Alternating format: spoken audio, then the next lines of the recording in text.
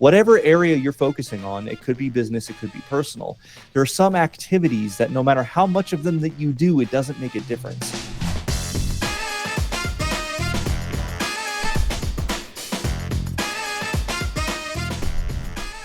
Hi, I'm Russ. And I'm Danny. And this is the Memory Makers Podcast, the show that helps you make amazing customer experiences and make more memories.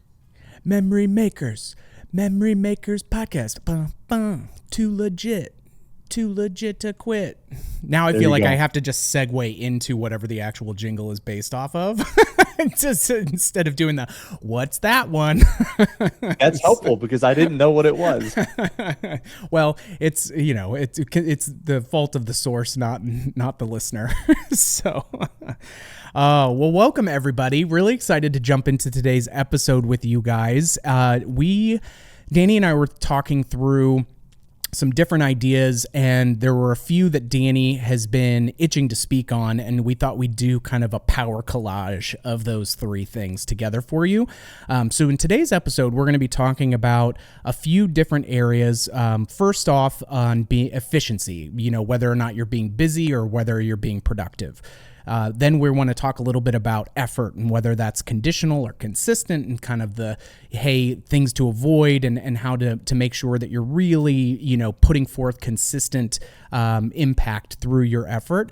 And then finally, expertise, because we love the alliteration. So efficiency, effort, and expertise is what we're going to dive into. So Danny, I'm going to tee this up to you just because you are the mastermind guru. And so we want to I want to pick your brain on these in a little bit of a deeper format.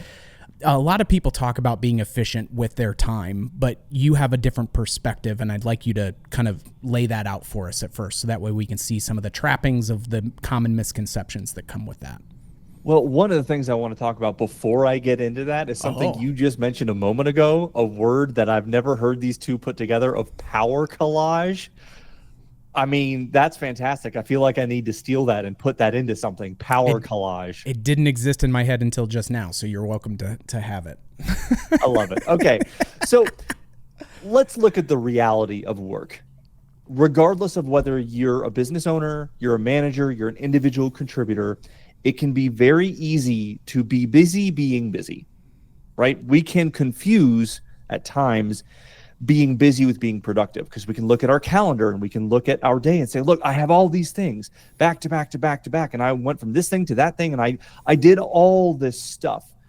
But there are times where we need to take a step back and realize that our days can be filled with activities that don't get us any closer to the goals that we have, whether they're for ourselves or for our department or for our overall business. Because we don't want to actually be busy, we want to be effective. And I also think it's important to point out, we don't want to be efficient, we want to be effective.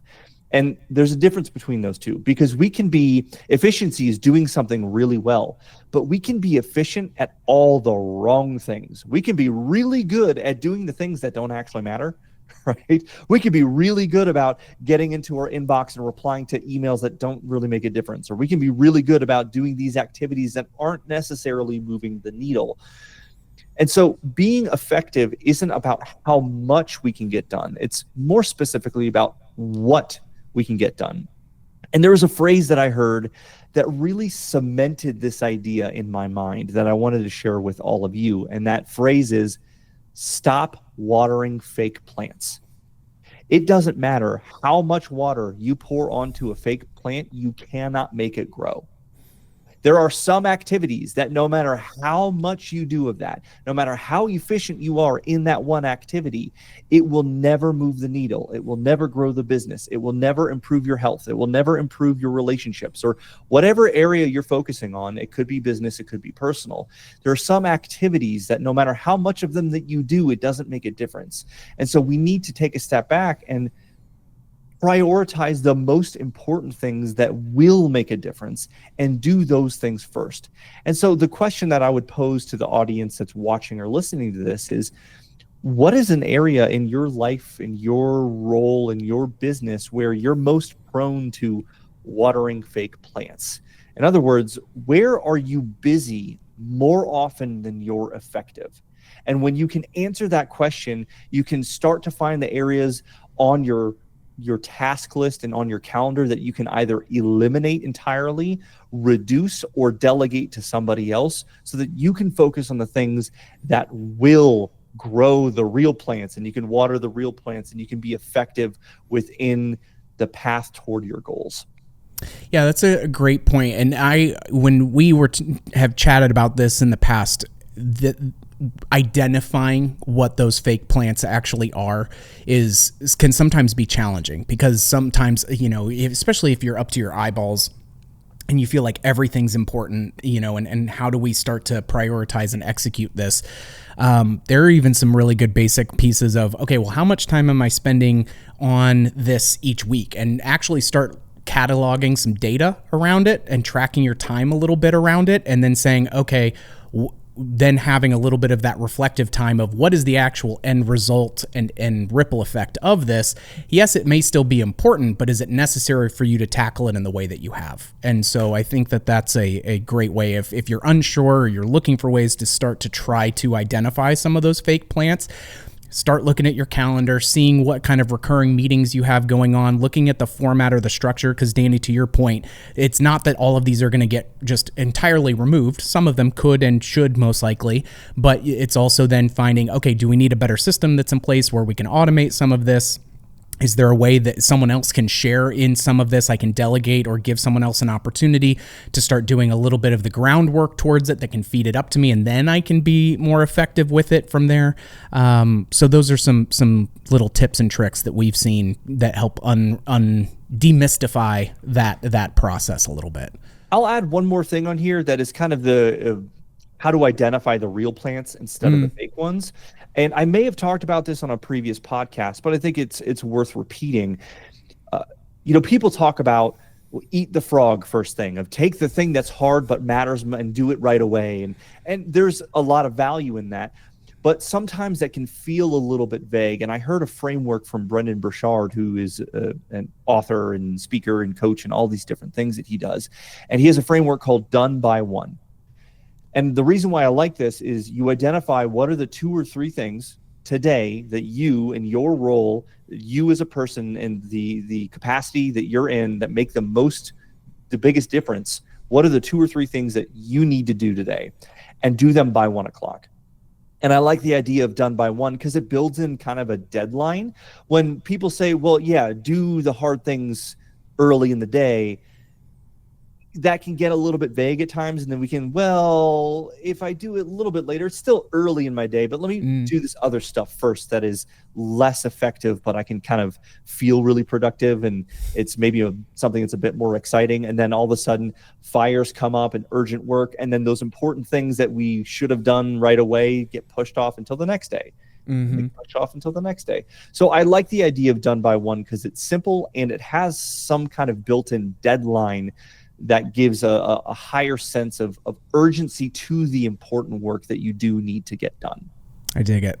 I love it. So now that we've solved that problem for everybody who's already listened and they've paused and they've fixed their entire life, let's also move on to the next portion of our power collage and talk about, hey, we have a better sense of where we need to be putting into our time, of what's actually going to be effective.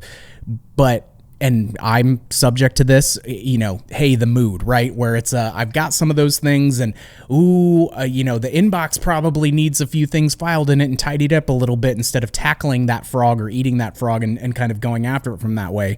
So let's talk a little bit about our state and the mood in which we're going to tackle that thing, because that, I think, is just as important, because it's an easy, slippery slope to lose traction on.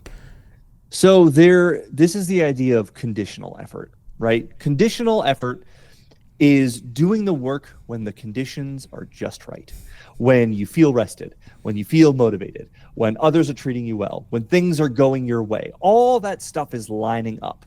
But the problem is, what happens when those conditions change? What happens when Maybe people have treated you poorly today, or you didn't get enough sleep, or you just don't feel like it, or you're just kind of in a bad mood, because we've all had that, right?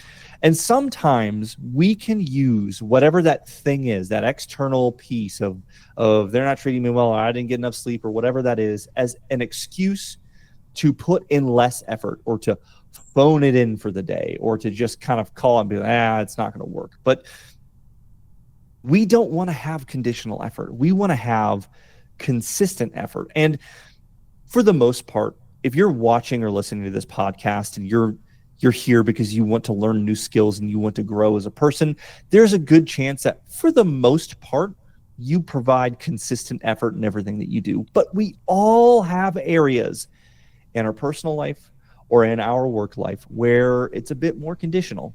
And whether or not we love to admit that, we need to be able to face reality, because, maybe you're short with other people when you didn't get enough sleep. Or perhaps you're less likely to be present and supportive when your spouse gets home and is in a bad mood because something happened at work.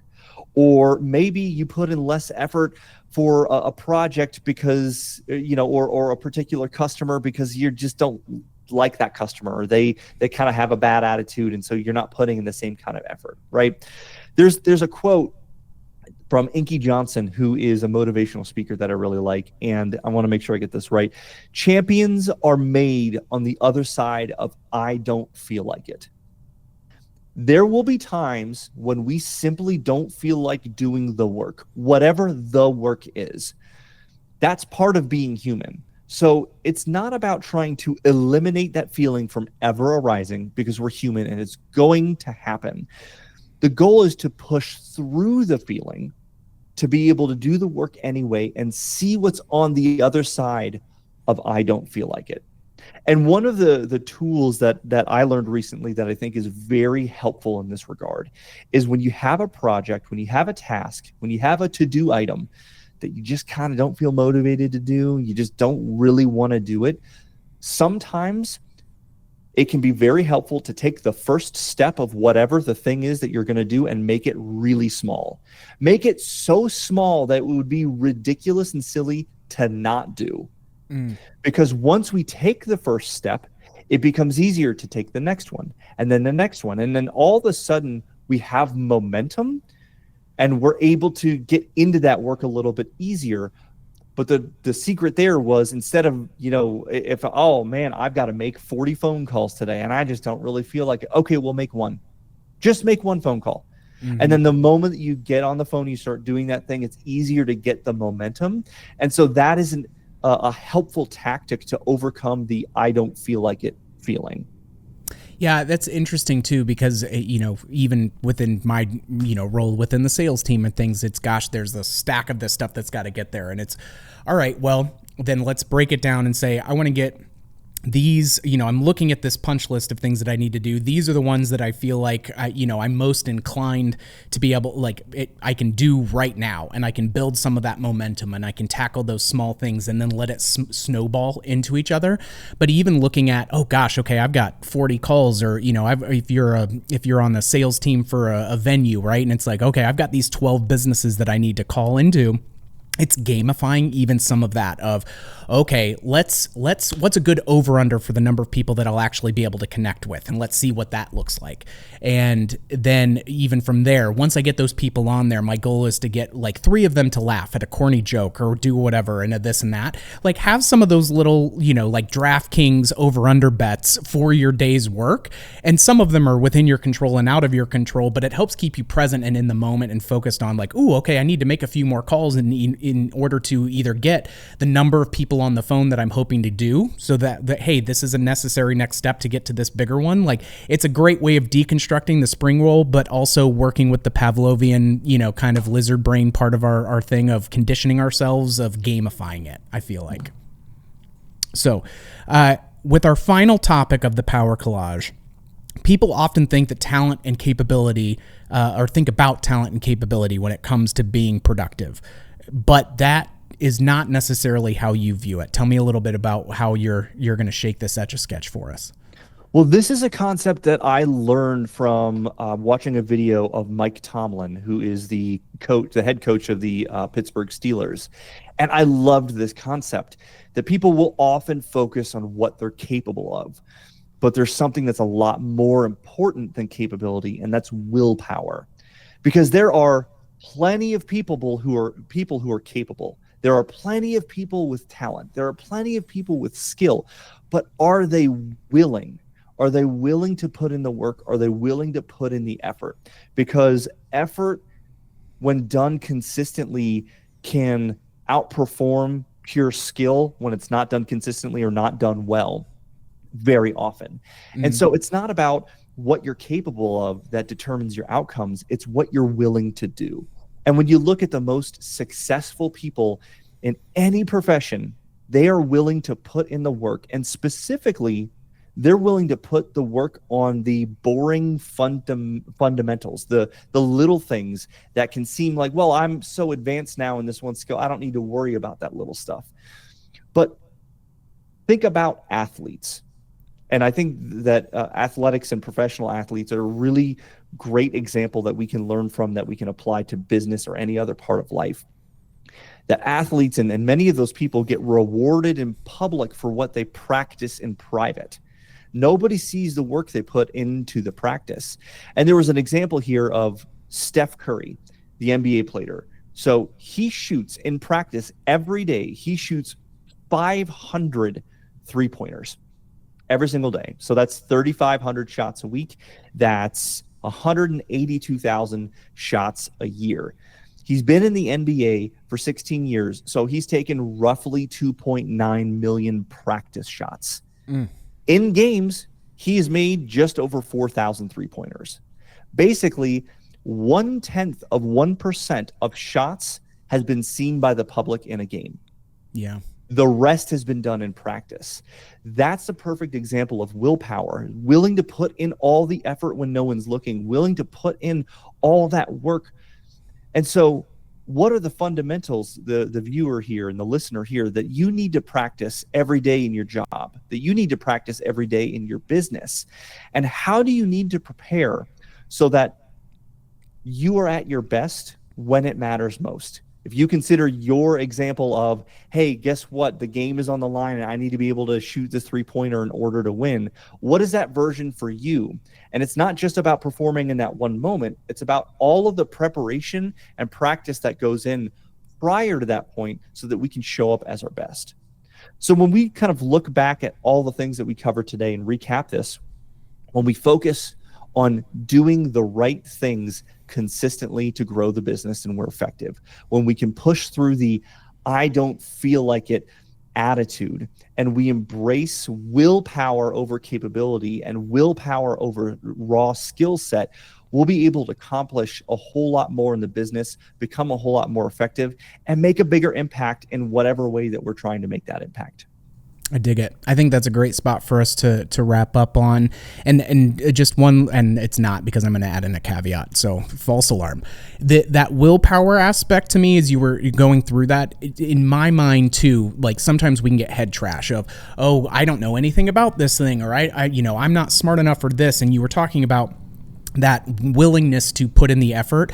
A lot of times, at least with the business owners and other high impact folks that I've talked to, there's plenty of stuff that we don't know, but the willingness to take that on and having that willpower to start deconstructing it and understanding it and learning more from it. Well, great. You come out on the other side of that more knowledgeable and more capable than you did before. And so that willpower helps build your skill sets because you're willing to put in that deeper level of work. So with that, because I want to have the last say, I think we're in a good spot to wrap up. Yeah. But but no, I really appreciate you breaking down the game film for us on that. And with that, we've got more awesome content coming your guys' way. So always be sure to come back and check us out for the weekly episodes. If you liked what you heard, don't forget to subscribe and leave a review. And we always appreciate that 5 stars. Please and thank you. If you've got ideas for future episodes, whether that's a topic or a guest that you want to see, follow us on social media, send us a DM. And as always, big shout out to Mikey Mike working the 1s and 2s on the Ultranet for us, making us look good. And thank you all for joining us, and we will see you on the next one, Troublemakers.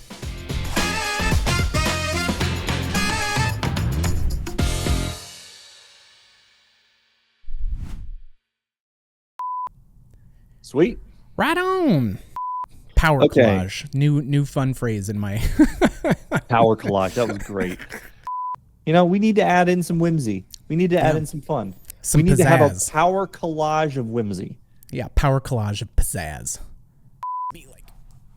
At this point, part of me hopes the bloopers are just you doing this over and over again.